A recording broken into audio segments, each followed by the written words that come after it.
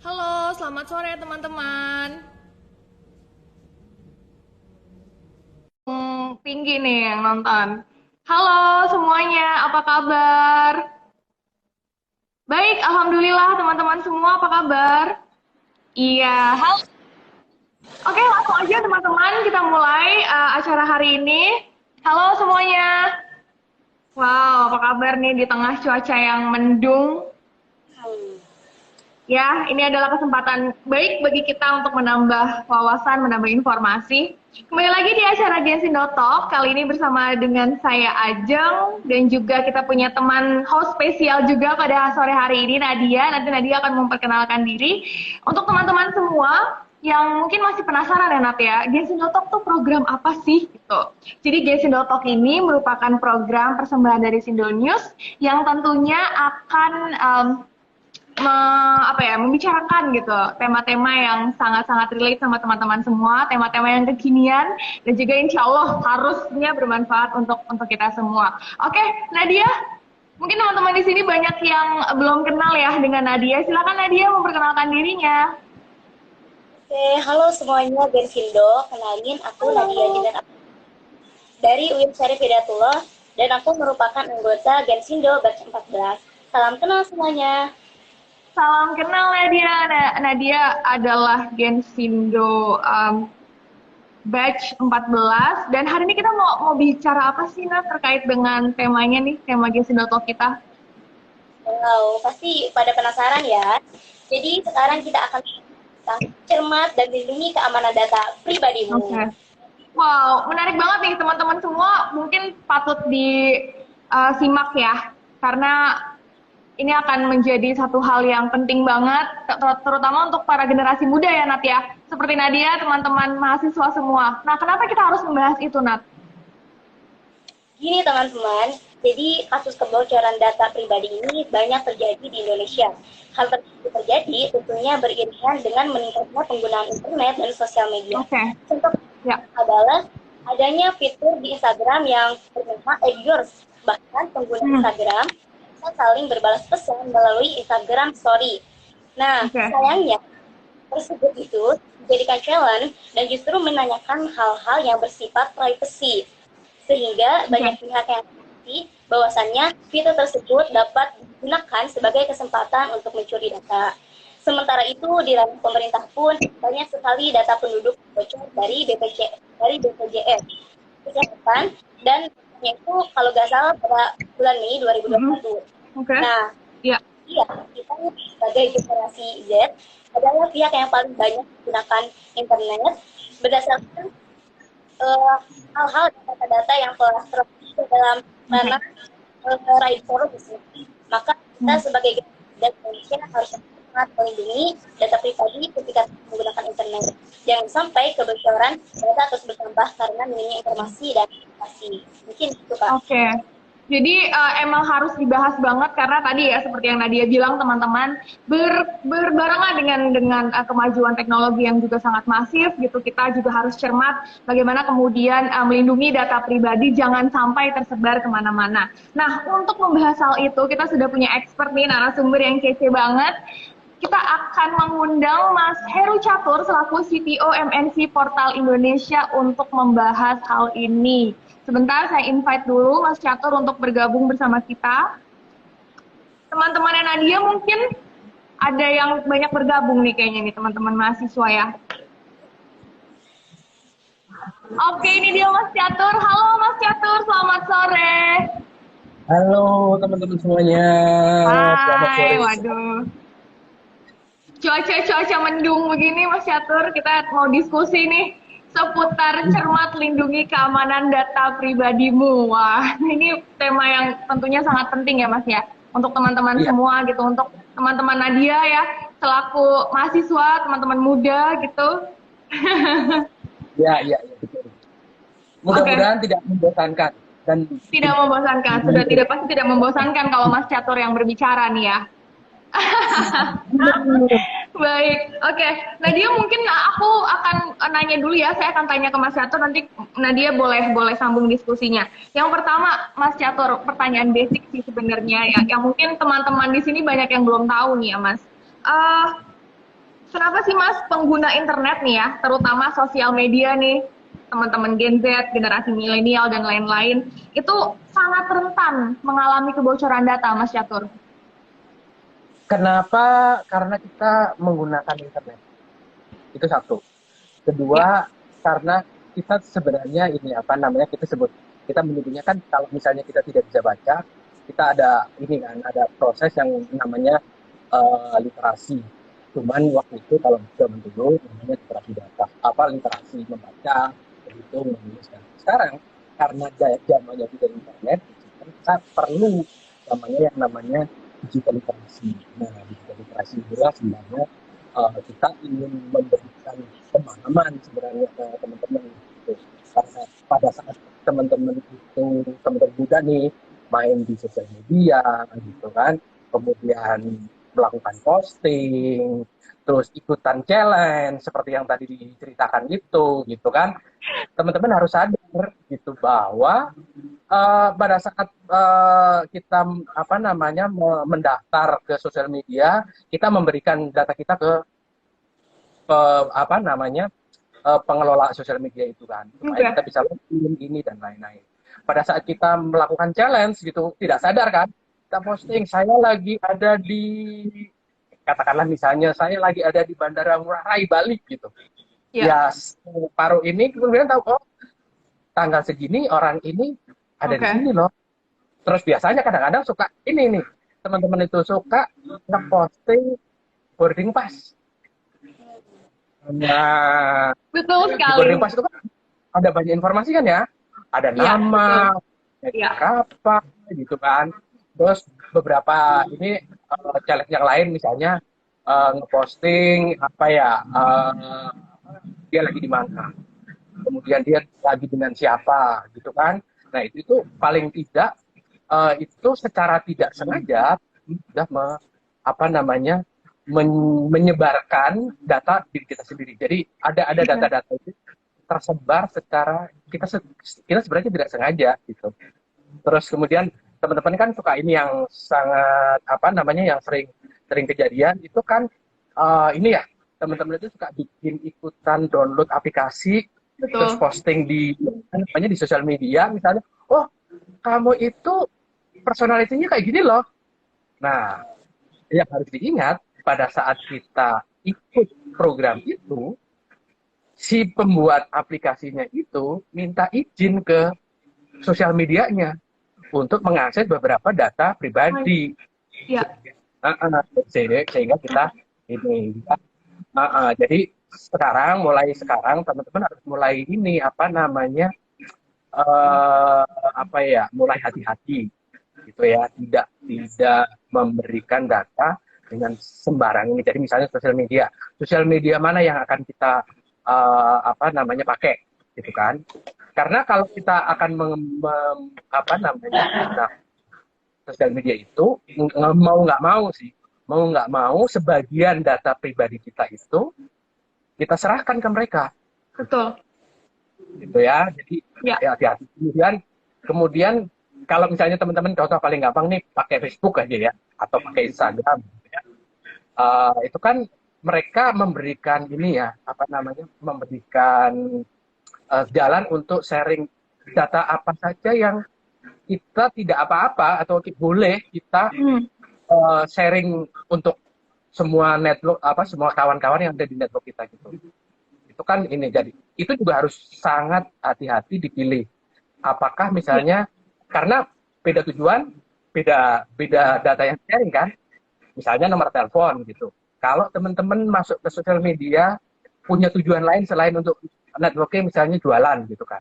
Kan harus di ini tuh kalau misalnya nawarin sesuatu ada data pribadi kita yang kita share kan, supaya kalau ada orang itu dia bisa kontak kita gitu. Jadi teman-teman harus mulai sadar, mulai belajar kira-kira data apa saja yang kita boleh sharing dan kita tidak boleh sharing. Jadi semuanya tergantung. Yang harus diingat teman-teman ya, semua hal yang ada di internet gitu ya, apapun itu, kalau service yang kita pakai itu gratis, yang menjadi barang dagangannya adalah kita. Iya, betul. Nah, yang dijual kita gitu. Makanya itu kita ya harus betul-betul selektif data mana yang harus kita ini. Itu dulu Mbak Ajeng. Mungkin nanti bisa di ini yang lain kalau ini di diskusinya. Oke, oke. Mungkin Nadia ada pertanyaan ke Mas Catur. Teman-teman di sini yang ikut live boleh langsung tanya aja nih ke Mas Catur. Mungkin sharing ya, pernah mengalami kebocoran data atau lain-lain, bisa langsung ditanyakan atau diceritakan aja di kolom komentar. Silakan Nadia. Ya, halo Mas. Mungkin gini nih, aku suka dapat pesan dari nomor-nomor yang nggak dikenal. Padahal aku sadar, aku tuh nggak pernah ikut event-event atau apa yang sehingga membuat aku tuh harus mengisi form gitu untuk mengisi data-data. Nah itu tuh, kok bisa kayak gitu ya? Itu banyak terjadi tuh Mas tuh. Apalagi di teman-teman mahasiswa ya, ngerasa nggak ikut apa-apa kok tiba-tiba ada Google Form ini, ada pemberitahuan ini. Itu gimana tuh Mas melindunginya tuh? Melindungi satu yang itu tadi pada saat ini karena gini yang berbahaya kan kadang-kadang gini orang misalnya gini kita ikut seminar gitu kan Oke. Iya. disuruh nulis daftar hadir kan namanya betul, siapa Ya. nomor teleponnya berapa gitu Iya. itu kadang-kadang dulu Iya. itu seringkali orang-orang yang ini kemudian dibuang tuh. Nah, di luar sana ada orang-orang yang kerjaannya gitu, suka mau mengutin data-data itu. Gitu.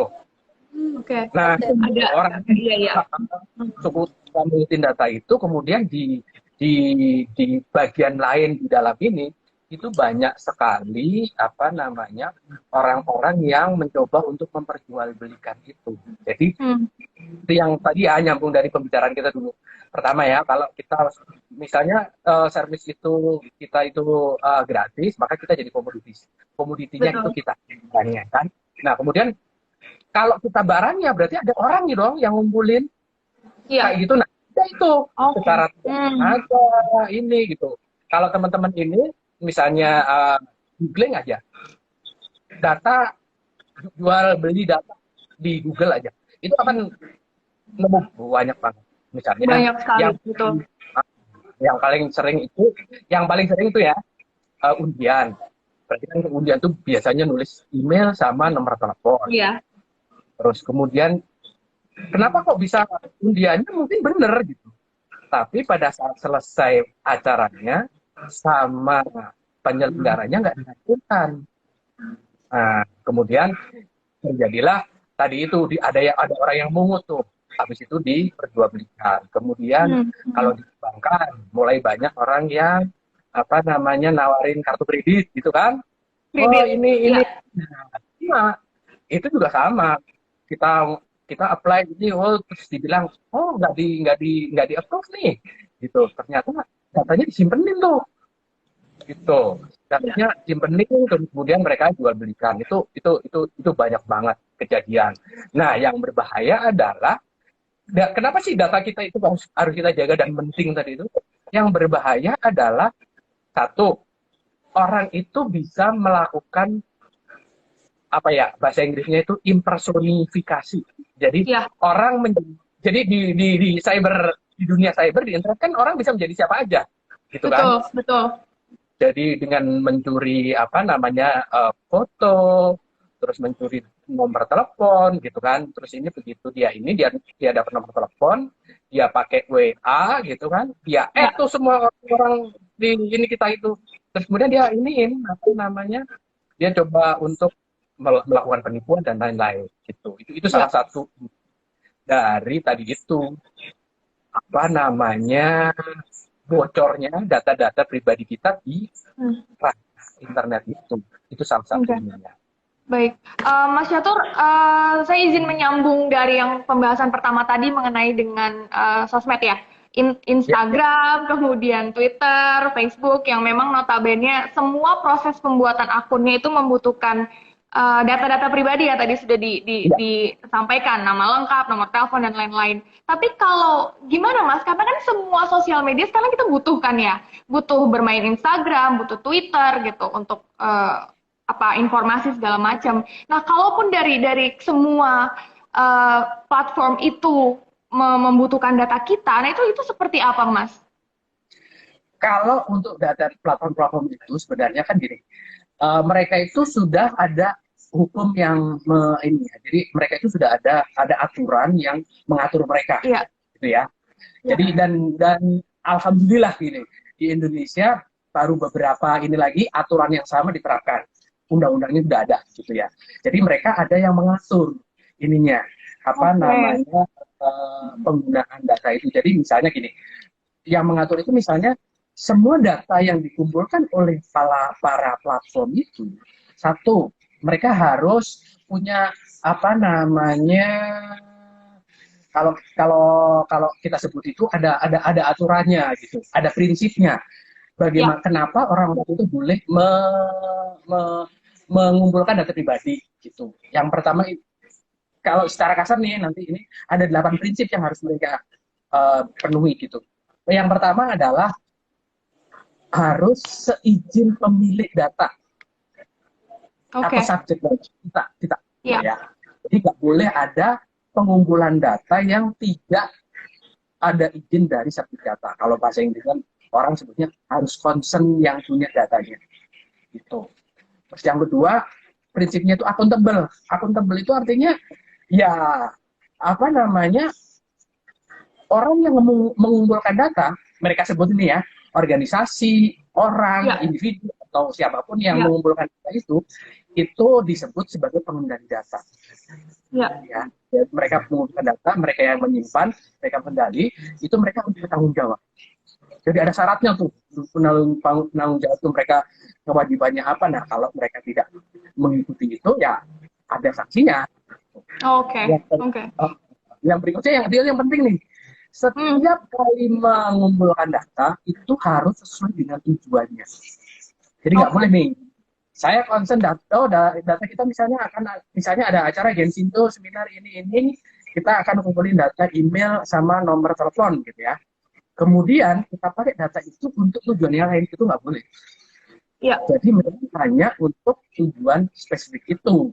hmm, Itu sehingga ya, mereka ini. Jadi nggak boleh macam-macam nih. Terus yang keempat, datanya nggak boleh banyak-banyak gitu loh.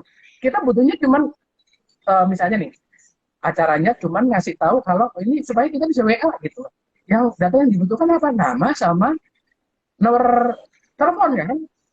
Nggak boleh tuh nanya ibu kandungnya siapa, alamat rumahnya di mana, nggak boleh tuh.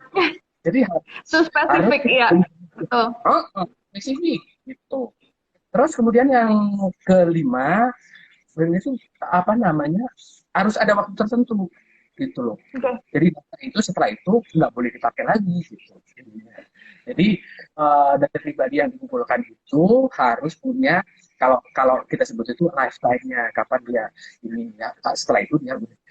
Yang keenam, kalau misalnya itu dipakainya kontinu, misalnya untuk layanan gitu, misalnya nih layanannya Mbak Nadia sama Mbak Ajeng itu apa namanya berlangganan apa namanya TV kabel gitu kan, ya kan? ya, Terus suatu ketika Mbak Nadia itu pindah alamat gitu, maka si apa subjek data orang tadi yang Mbak Nadia sama Mbak Ajeng tadi itu harus, jadi si pengelola pengendali data itu harus memberikan sarana untuk subjek data itu memperbaharui datanya.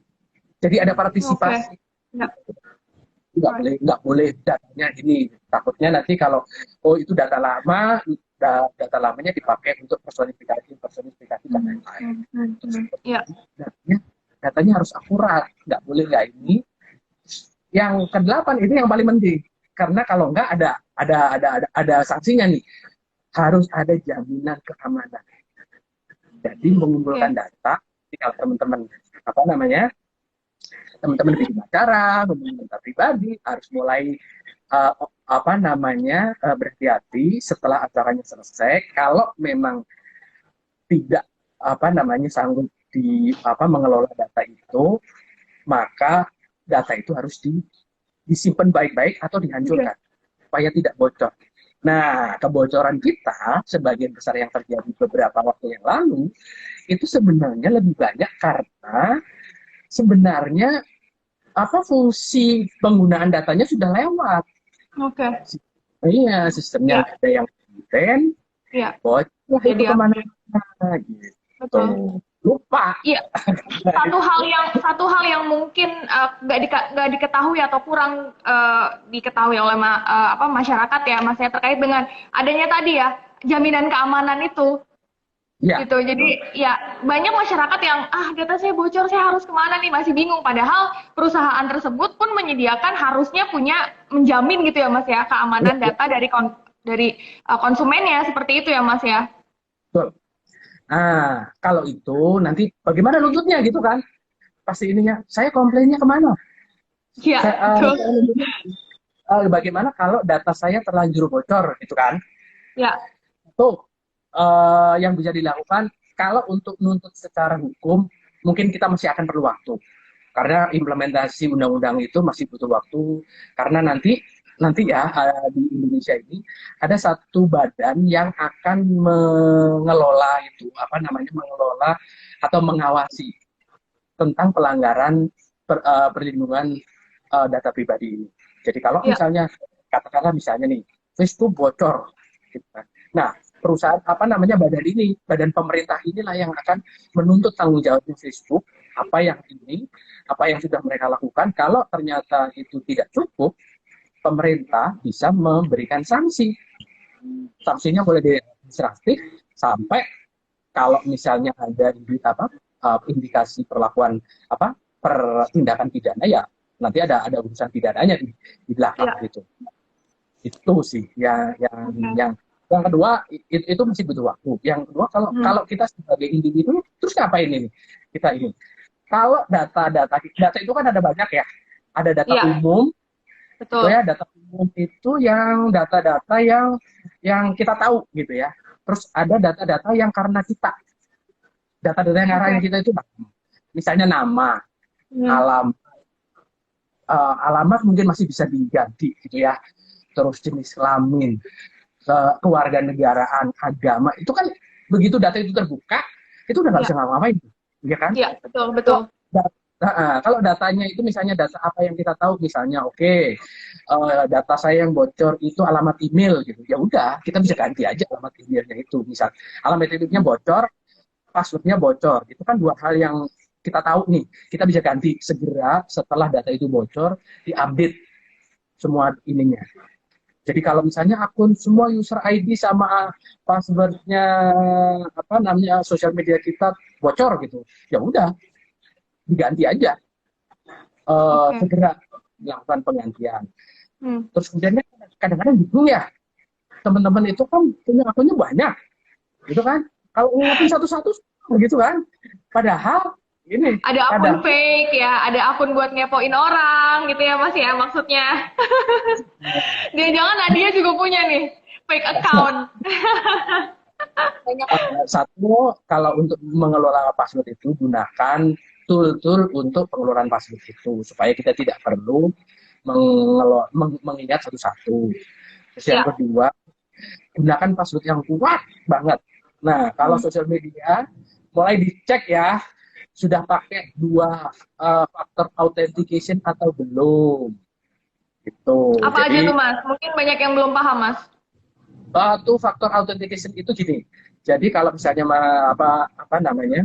teman-teman semuanya misalnya punya Facebook kan, nah dicek tuh di belakang itu apakah 2FA jadi 2FA authentication-nya sudah diaktifkan. Jadi itu prinsipnya adalah gini. Satu, user ID kita kan terbuka, ya kan? Terus yang kedua, untuk masuk ke dalam user ID kita kan kita dikasih password ya. Ya kan, kita kasih password. Nah, sebelum password itu diterima, itu tambahin tuh biasanya bisa namanya faktor yang kedua. Faktor yang kedua itu ada yang apa yang ada dengan kita.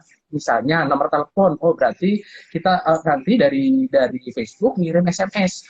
Oh kasih ini dong OTP-nya ini gitu. One time password-nya. Jadi ada dua tuh yang dia pakai untuk ini. Password kita sama password yang dikirim ke handphone kita karena kita yang punya.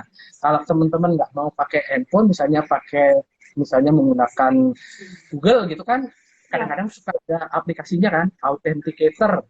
Nah sama tuh, begitu pakai itu, begitu masukin password, kita akan ditanya tuh, coba masukin angka yang ada di Authenticator kita. Untuk itu, nah itu dimasukin. Semuanya itu supaya teman-teman ini apa namanya mempunyai password yang kuat.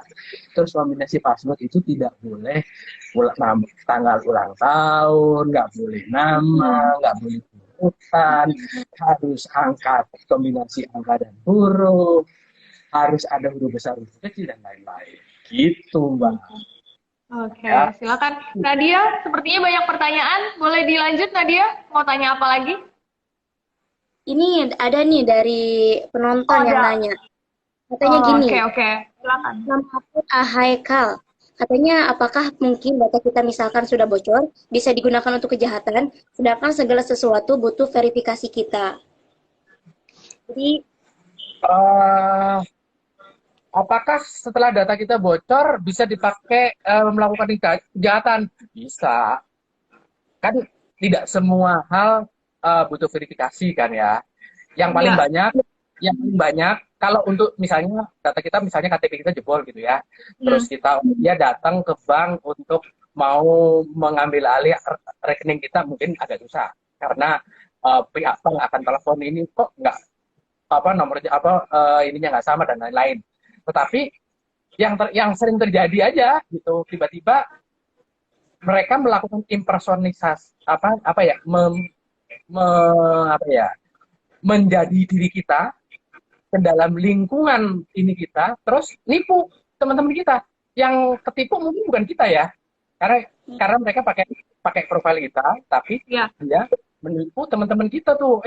Ini saya sakit, boleh saya pinjam uang? Itu kan sering dengar gitu kan? Nah, gitu. Terus yang kedua, misalnya data-data itu dipakai untuk bikin akun di tempat lain, gitu ya.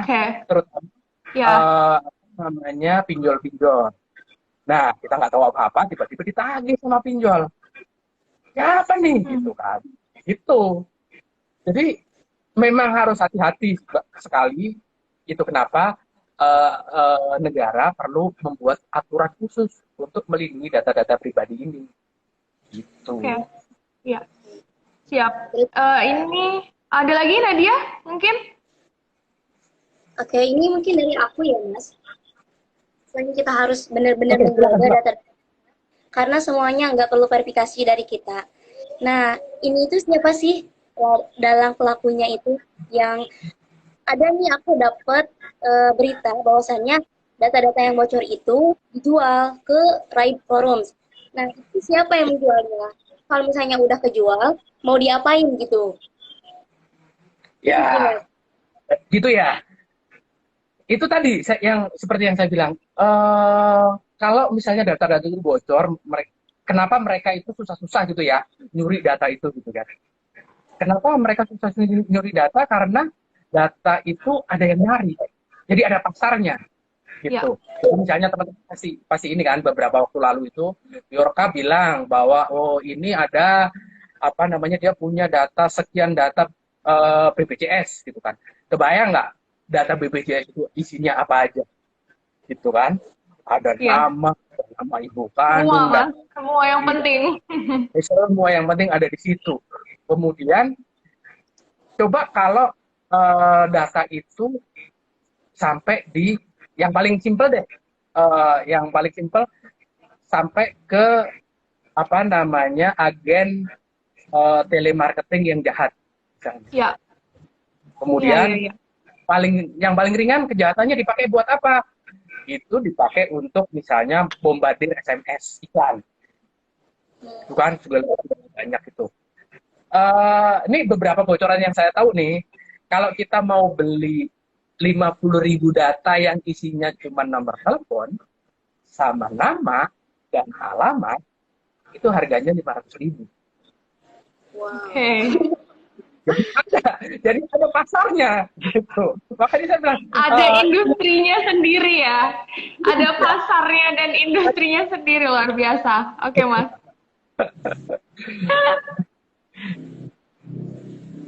Baik. gitu. Jadi semakin Oke. banyak mereka, semakin banyak apa poin datanya, akan semakin mahal mereka jual. Gitu. Ya. Gitu. Karena Mungkin aku ya Mas, mungkin saya nyambung tadi dengan statementnya Mas Catur tentang negara gitu ya harus melindungi turut membantu masyarakat untuk melindungi data pribadinya. Sejauh ini apa yang harus diketahui sama teman-teman mahasiswa terkait dengan undang-undang kah atau regulasi negara tentang perlindungan data pribadi ini, itu seperti apa, Mas? per hari beberapa minggu yang lalu kan kita sudah punya namanya Undang-Undang Perlindungan Data Pribadi. Itu artinya bahwa negara hadir di dalam melindungi semua data pribadi ini. Ya. Harapannya adalah teman-teman semua orang yang melakukan pengumpulan data pribadi orang itu ada landasan hukum, kewajibannya apa, sanksinya apa kalau mereka lalai. Jadi ada ininya itu. Nantinya kemudian negara melalui pemerintah akan membuat suatu badan yang mengawasi ininya. Jadi siapapun yang melakukan kebocoran data itu harus melaporkan dan akan kayak kalau diproses lah. Ini lembaga itu. Nanti lembaga itu yang akan merekomendasikan sanksinya seperti apa. Kemudian kalau misalnya dengan undang-undang itu kita sebagai orang yang menjadi subjek data dan dirugikan, kita bisa saja melakukan tuntutan itu. Kita balik. Okay. Dengan kondisi seperti itu, maka teman-teman juga harus mulai hati-hati. Karena sekarang gini misalnya, saya tanya Mbak Nadia punya nomor, boleh minta nomornya Mbak Ajeng nggak nih? Nah, Mbak Nadia nggak ngomong tuh ke Mbak Ajeng langsung aja, oh ini Mas nomornya gitu kan. Terus kemudian saya merasa ternyata Mbak Ajeng merasa wah nggak boleh nih data saya, nomor teleponnya Mbak Ajeng dikasih ke saya nih, tiba-tiba saya gangguin gitu kan. Yeah. Nah, Mbak Nadia itu bisa dituntut gitu. Oke. Bahkan hal sesederhana itu ya Mas ya bisa dijamin ya. Ya, oke. Konsep itu dulu sebelum ada ini ya. Jadi kalau di Eropa itu ada yang namanya GDPR, General kayak perlindungan di Eropa gitu. Waktu saya dulu juga heran pertama kali. Saya minta nomor telepon saya yang orang Jerman, itu teman saya nggak berani. Saya nanya dulu orangnya, boleh nggak nomor telepon dia saya kasih ke kamu gitu. Padahal kita kan mikirnya gini kan, saya dengan orang itu juga kenal gitu ya. Karena saya pengen ngobrol, kemudian saya minta nomor dia dari orang lain. Itu nggak bisa semudah itu gitu ininya. Jadi harus tadi itu prinsip yang pertama kali harus ini adalah konsep. Konsep. Baik. Oke. Baik, Mas Catur, ini karena waktunya sudah mau habis ya. Nadia, ada pertanyaan lagi mungkin? Ini sih ada sudah penonton. Ada nih dari penonton, Kak. Dari nama akun ada lagi. Ya, katanya gini. Bejorka sudah selesai ditangani oleh pemerintah karena di berita sudah jarang membahas tentang Bejorka. Gimana nih, Mas? Tanggapan tentang Bjorka. Apakah Bjorka sudah jadi ini? Nah, persoalannya sebenarnya bukan urusan Bjorkanya sebenarnya, tetapi akar perlindungannya. Karena kalau Bjorkanya ditangkap misalnya, itu akan muncul Bjorka yang lain. Betul. Pasti. Karena tadi itu yang harus diingat teman-teman adalah pasarnya ada. Ya. Jadi ada orang-orang yang ya dalam tanda kutip gitu ya jahat, ingin melakukan sesuatu dengan mudah, mereka nggak mau konsen, nggak mau apa, mereka pakai jalan pintas. Ya. Nah, orang-orang yang nggak kayak gini, ini adalah pasarnya apa namanya orang yang suka ngumpulin data pribadi. Itu. Ya. Ya, baik. Mas Catur, karena waktunya sudah mepet nih, kita sudah berada di ujung acara. Tadi saya lihat ada satu pertanyaan di atas terkait dengan tindakan preventif yang sebetulnya tadi Mas Catur sudah jelaskan di awal, tapi mungkin ada teman kita yang terlewat.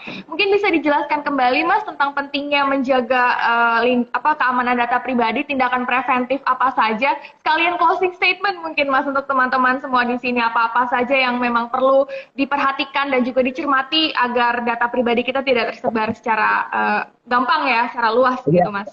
Betul, oke. Ya, jadi teman-teman harus mulai apa namanya, mulai perhatian, berhati-hati apa yang apa yang boleh di-share, apa yang tidak boleh di-share tentang apa namanya informasi pribadi kita ke dimanapun, mau di platform sosial media, mau di platform apa namanya pesan singkat dan lain-lain, itu sama ininya gitu. Nah, kalau misalnya teman-teman ingin belajar lebih jauh gitu ya, kebetulan saya juga mengelola sebuah organisasi. Wah, boleh tuh, boleh daftar ya, Mas. Yang terkait mencoba untuk membawa gerakan literasi digital. Nah, teman-teman kalau ingin belajar ini apa namanya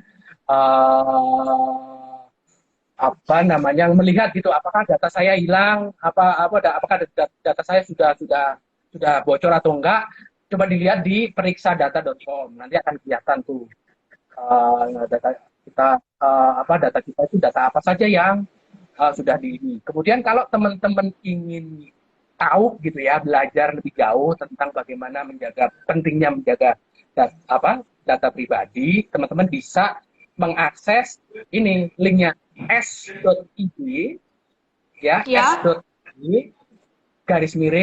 /jaga privasi, s.id /jaga privasi. Di situ ada apa namanya video singkat, video dokumenter tentang bagaimana menjaga data pribadi.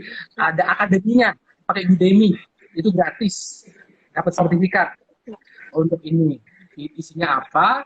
Kemudian nanti teman-teman bisa ada materi-materi presentasi atau apapun, keterangan tentang bagaimana apa pentingnya menjaga data pribadi dan bagaimana kita bisa menjaga data pribadi kita masing-masing. Itu sih, Mbak. Oke.